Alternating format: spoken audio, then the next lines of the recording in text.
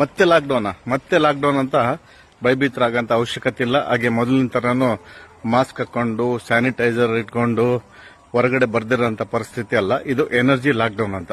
Energy lockdown ಅಂತಂದ್ರೆ ಏನು, ಈ ಪೆಟ್ರೋಲು, ಡೀಸೆಲ್, ಗ್ಯಾಸ್ ಇವೆಲ್ಲ ಎನರ್ಜಿ ಲೆವೆಲ್ಗಳೆಲ್ಲ ಕಟ್ ಆಗುತ್ತೆ. ಹಾಗೆ ಈ ವರ್ಕ್ ಮಾಡೋರಿಗೆಲ್ಲರಿಗೂ ವರ್ಕ್ ಫ್ರಮ್ ಹೋಮ್ ಮಾಡೋಂಥ ಸಾಧ್ಯತೆಗಳು ತುಂಬಾ ಇರ್ತಾವಂತೇಳಿ ಎಲ್ಲ ಕಡೆ ಸುದ್ದಿ ಬರ್ತಾ ಇದೆ. ಹಾಗೆ ಏನಪ್ಪಾ ಅಂತಂದ್ರೆ ಲಾಕ್ಡೌನ್ ಅಂದ ತಕ್ಷಣ ಕೋವಿಡ್ ಸಮಯದಲ್ಲಿ ನಾವು ಎದುರಿಸಿದಂತ ಪರಿಸ್ಥಿತಿನ ಮತ್ತೆ ಎದುರಿಸಬೇಕಾಗುತ್ತೆ. ಬೇರೆ ದೇಶದಿಂದ, ಹೊರ ದೇಶದಿಂದ ಬರೋಂತ ಸಾಮಗ್ರಿಗಳು ಸಹ ನಿಲ್ತೋಗುತ್ತೆ ಅನ್ನೋದಕ್ಕೆ ನಿನ್ನೆ ಮೋದಿಯವರು ಭಾಷಣ ಕೊಟ್ಟಿದ್ದಾರೆ. ಹಾಗೆ ಯಾರು ಭಯಭೀತರಾಗಂತ ಅವಶ್ಯಕತೆ ಇಲ್ಲ. ಲಾಕ್ಡೌನ್ ತಕ್ಷಣ ಮನೆಯಿಂದ ಹೊರಗಡೆ ಬರೋಂತ ಪರಿಸ್ಥಿತಿ ಇರುತ್ತೆ, ಆದ್ರೆ ತಿರುಗಾಡೋಂಥದ್ದು ಇರಲ್ಲ. ಯಾಕಂದ್ರೆ ಪೆಟ್ರೋಲು, ಡೀಸೆಲ್ ಇವೆಲ್ಲವೂ ಸಿಗಲ್ಲ. ಯಾಕಂದ್ರೆ ಅದೆಲ್ಲ ಇರಾನ್ನಿಂದ ಬರೋಂತ ಪರಿಸ್ಥಿತಿ ಇದಲ್ಲ. ಹಾಗಾಗಿ ಯುದ್ಧದ ಕಾರಣ ಬರಲ್ಲ.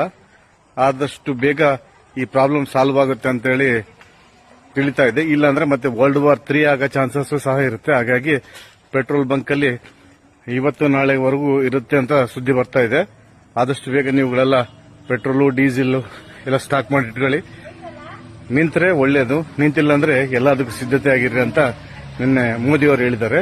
ಹಾಗೆ ಮುಖ್ಯವಾಗಿ ಇನ್ನೊಂದು ವಿಚಾರ ಏನಪ್ಪಾ ಅಂದ್ರೆ ಇಂಟರ್ನೆಟ್ ಸಮಸ್ಯೆನೂ ಬರ್ಬೋದು ಅಂತ ಹೇಳ್ತಾ ಇದ್ದಾರೆ. ಯಾಕಂತಂದ್ರೆ ಇಂಟರ್ನೆಟ್ ಪ್ರಾಬ್ಲಮ್ ಆಗುತ್ತೆ. ಅದು ಏನು ಸಮುದ್ರದ ಒಳಗಡೆ ಇರುತ್ತೆ, ಅದನ್ನು ತೊಂದರೆ ಮಾಡ್ತೀವಿ ಅಂತೇಳಿ ಅಮೆರಿಕದವರು ಹೇಳ್ತಾ ಇದ್ದಾರೆ.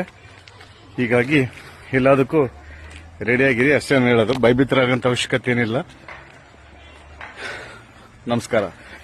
ಇನ್ನು ಲಾಕ್ಡೌನ್ ತಕ್ಷಣ ಕೋವಿಡ್ ಲಾಕ್ಡೌನ್ ಅಲ್ಲ ಇದು. ಪರಿಸ್ಥಿತಿ petrol, diesel, energy level lockdown ಆಗಿರುತ್ತೆ.